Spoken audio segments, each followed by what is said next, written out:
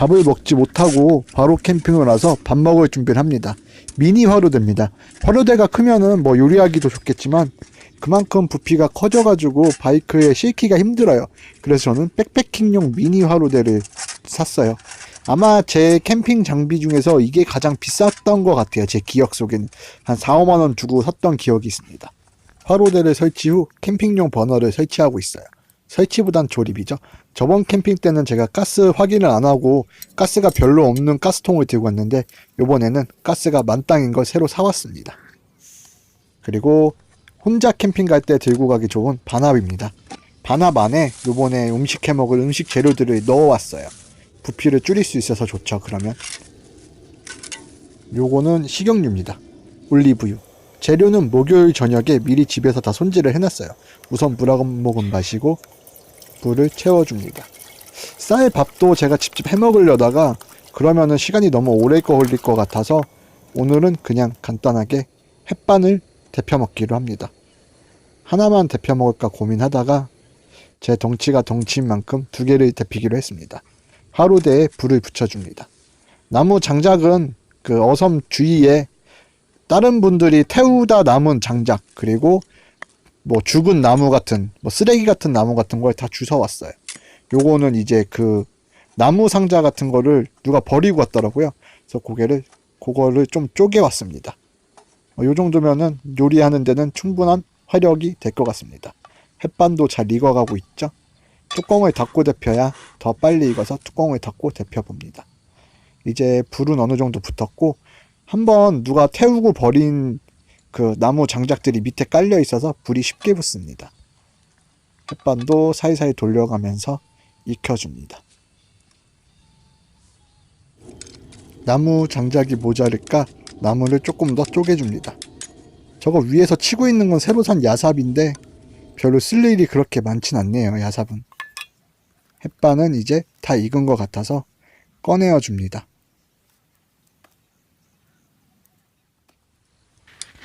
햇반도 다 익었고 화로대의 화력도 이제 올라오기 시작해서 본격적으로 이제 반찬 요리를 할 준비를 합니다. 우선 도끼로 나무 위치를 잘 잡아주고 화로대 위에는 고기를 구울 거고 이제 반합에는 김치찌개를 끓일 거예요. 저번 캠핑 때는 뭐 요리 없이 그냥 라면 끓여 먹고 이랬는데 요번에는 본격적으로 요리를 해봅니다. 지금 따르고 있는 건 올리브유입니다. 오늘의 반합 메뉴 김치찌개. 우선 손질해온 김치를 기름에 볶아줍니다. 제가 김치찌개를 하기 전엔 항상 기름에 볶아서 김치찌개를 해요. 참치 있을 때는 참치 기름으로 볶고 없을 때는 식용유를 조금 넣어서 볶아줍니다. 그리고 화로대 불도 이제 진짜 제대로 올라오고 있죠. 반합 뚜껑을 후라이팬 삼아 달궈줍니다. 저 안에 있는 건 올리브유입니다. 달궈진 올리브유에 소고기를 튀겨주세요. 스테이크는 굽는 게 아니라 원래는 이렇게 튀기는 게 더 맛있기도 합니다. 김치찌개도 김치가 잘 익어가니 이제 김치찌개에도 손질해온 고기를 넣어줍니다. 생각해보니 고기 김치찌개의 반찬은 또 고기네요.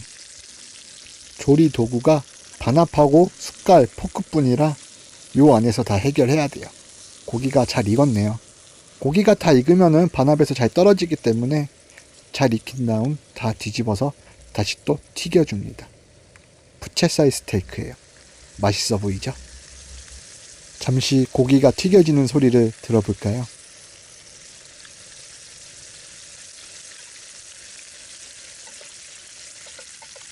김치랑 고기도 어느 정도 다 익었고 다 지져진 것 같습니다. 이제 물을 더 넣어서 본격적으로 김치찌개도 끓여줍니다. 소고기라 너무 많이 익으면 맛이 없기 때문에 포크로 살살 눌러보면서 익은 정도를 대략적으로 측정해 봅니다. 1인칭 모드.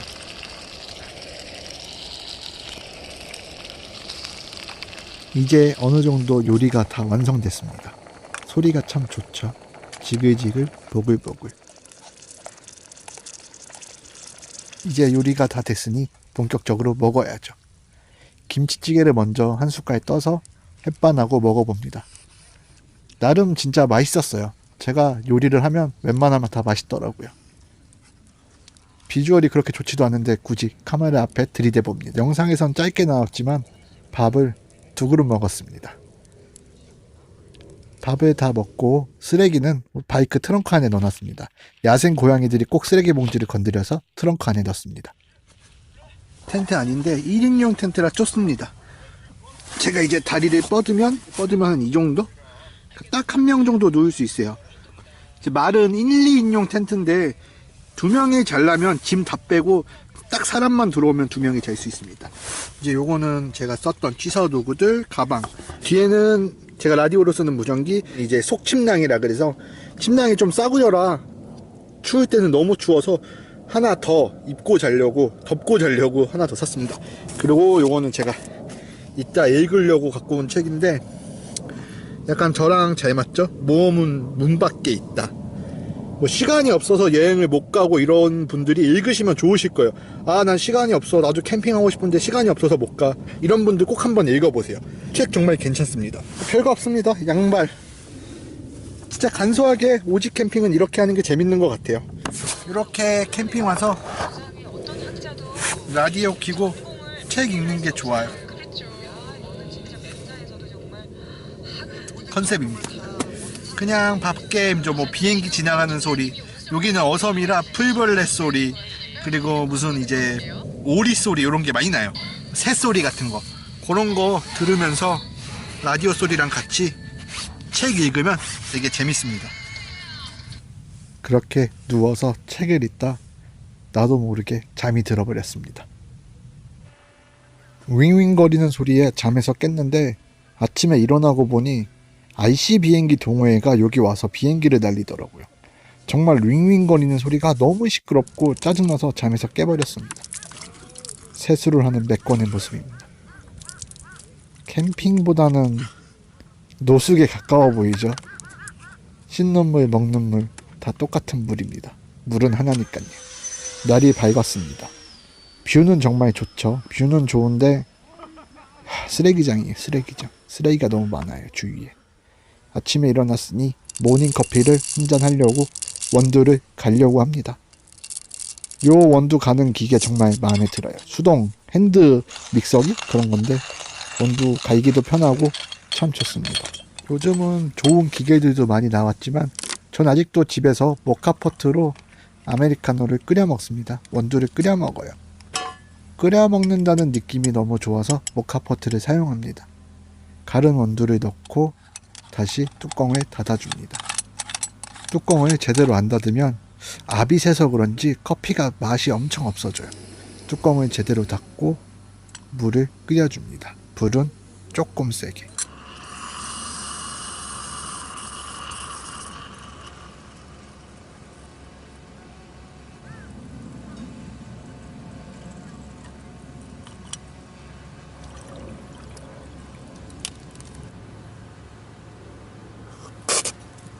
맛있는 커피를 마시고 조금 누워서 쉬다가 이제 집으로 돌아갈 준비를 합니다. 정말 다 쓰레기장이에요. 불태웠던 흔적, 쓰레기, 물티슈, 제가 캠핑했던 장소입니다. 원래 있던 것 빼고는 다 깨끗이 치웠어요. 항상 저는 쓰레기를 이렇게 봉지에 넣어서 집으로 가져가서 정리를 합니다. 캠퍼가 됐더라면 자기가 썼던 쓰레기는 제발 가져갔으면 좋겠습니다. 어섬은 정말 너무 더러웠어요. 다 물티슈, 휴지 이런 쓰레기들입니다.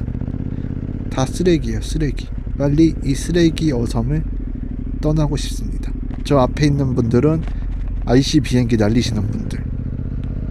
저 소리 때문에 쉬었다 갈 수가 없어요. 윙, 앵, 웅 막 계속 비행기 머리 위로 날아다니고 시끄럽고 내비가 계속 막힌 길을 알려줘서 어제도 왔던 길이죠. 막힌 길을 계속 알려주더라고요. 절로 가야 집에 갈 수 있다는데 내비게이션을 믿으면 집에 못 갈 것 같습니다. 저만의 길을 찾아 떠나겠습니다. 하늘이 너무 이쁘죠. 옆에 새길을 발견하고 새길로 들어가 봅니다. 아마 견운기가 지나가는 그런 농로 같아요. 저번에도 말씀드렸지만 정말 NC750의 이 비포장, 어느 정도 비포장을 돌파하는 주행 성능은 정말 최고인 것 같습니다.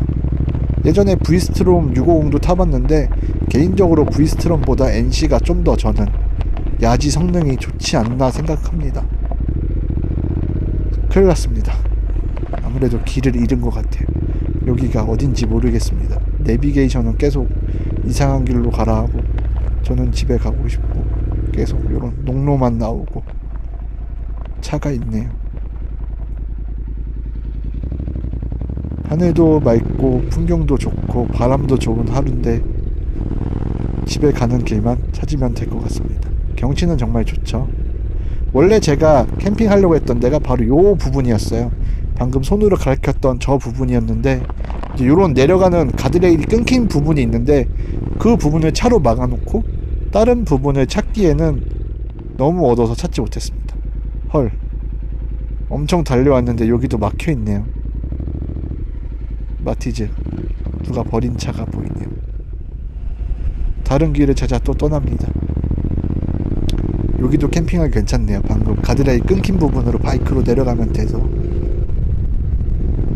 여기를 탈출하기 위해 계속 달려봅니다. 여기도 또 막혀있고 길은 참 오래 안 쓴 길 같아요. 뭔가 나무가 옆으로 자라있고 느낌이 약간 그 어디죠? 체르노빌 그런 도로 느낌? 사람이 쓰지 않는 그런 도로의 느낌이 많이 납니다. 차들은 있어서 이제 길이 뚫려 있을 줄 알았는데 여기도 캠핑하시는 분이 있네요. 길이 또 막혀 있습니다. 여기 좀만 가면은 집으로 가는 길인데 혹시나 들어갈 수 있나 해서 요 옆에 샛길로 들어가다가 뒤에 실은 짐이 걸리더라고요. 진짜 지금 영상에선 안 잡혔는데 여기가 내리막길이고 앞바퀴가 농로 떨어지는데 바로 걸려 있어요. 진짜 한 10cm만 더 갔으면 제 바이크는 떨어졌습니다. 어떻게든 뒤로 후진을 해보려고 하지만 내리막길에 지금 걸려있는 상태라 누구한테 살려주세요라고 외치고 싶었지만 쪽팔려서 어떻게든 혼자 힘으로 바이크를 겨우겨우 꺼냈습니다. 예전엔 디알로 여기를 넘어갔던 기억이 있는데 디알하고 NC750하고는 많이 틀리네요. 느낌 진짜 여기서 좆될 뻔했습니다. 진짜 바이크 자빠졌으면은 몇 군데 깨질 견적이었는데 정말 다시는 저런 도전은 하지 말아야겠습니다. 왔던 길로 우선 되돌아가야 될 것 같아요. 정말 길을 모르겠어요. 내비는 믿지도 못하겠고 지도를 봐도 나가는 길이 다 막혀 있어서 이 차들은 어디로 들어온 건지 모르겠네요. 제가 들어왔던 길로 들어왔을까요? 다시 되돌아가 봅니다. 이 체르노빌 같은 도로에서 벗어나고 싶어요. 가다 보니까 차 한 대가 옆으로 빠져서 저 차를 따라가 보려고요. 왠지 저 차도 집에 가는 차 같아서 저 테라칸을 따라가 봅니다. 여기도 완전 비포장 도로네요. 오늘은 비포장길을 더 많이 타는 것 같아. 테라칸이 아니라 윈스톰이었네요. 윈스톰인가? 아무튼 저 SUV를 따라가 봅니다. 제 생명의 은인이 돼줄 것 같은, 뭔가 길잡이가 돼줄 것 같은 그런 느낌이에요. 여기도 조그만 캠핑하는 공간이 있더라면 캠핑하기도 괜찮을 장소 같은데 아마 밤에 벌레나 모기가 엄청 많을 것 같습니다. 습지 같은 느낌이네요. 여기가 정확히 어딘지는 모르겠습니다. 요거 혹시 이 낚싯대 뭔지 아시는 분 계신가요? 거의 낚싯대가 바주카포 같던데 엄청 크더라고요. 저의 길 안내 해주던 차는 여기까지인가 봅니다. 저는 미친듯이 달려봅니다. 여기를 빠져나가기 위해. 뭔가 일로 가면 길이 나올 것 같은 느낌이었어요. 그런 느낌으로 쭉 달려봅니다. 경치가 너무 이쁘죠. 어드벤처 바이크의 가장 큰 장점이 이런 길을 마음껏 달릴 수 있다는 거예요. 스쿠터도 가능하고 네이키드도 가능하지만 그래도 이런 길에 가장 최적화되어 있는 바이크, 어드벤처 바이크죠. 좋습니다. 너무 행복해요. 이런 길을 달릴 때가 가장 저다운 라이딩을 즐기는 것 같아요. 드디어 길이 나왔습니다. 탈출하고 집으로 돌아가겠습니다. 드디어 건물들이 보이고 사람이 살 것 같은 동네가 나왔습니다. 행복해요. 달려야죠. 바이크를 달리고 있는데 저 아저씨 매드맥스 필로 바이크를 튜닝해 놓은 건지 진짜 뭐 없더라고요. 번호판도 다 보이지가 않아요. 저런 장식품 때문에. 중앙선 이런 거 없이 다 침범해서 그냥 가시더라고요. 시야 방조제 T라이트에 들렸습니다. 여기서 이 아저씨 바이크를 만나게 됐는데 정말 특이하죠. 가까이서 보니까 더 특이한 것 같아요. 와인병 보이시나요? 복장은 더 특이했어요. 위통 아무것도 안 입고 난방 단추 다 풀르고 진짜 한 반 누드로 바이크를 타시더라고요. 특이합니다. 약간 진짜 인디언 컨셉인지 무슨 컨셉인지 모르겠는데 언젠간 TV에 한번 나올 것 같은 그런 포스였습니다. 정말 특이하죠. 바이크는 혼다 바이크였어요. 시야 방조제를 지나 이제 집으로 복귀를 하고 있습니다. 저는 또 다음 영상에서 찾아뵙겠습니다. 여러분 항상 감사드리고 오늘도 행복한 하루 보내세요. 그럼 다음에 뵙겠습니다.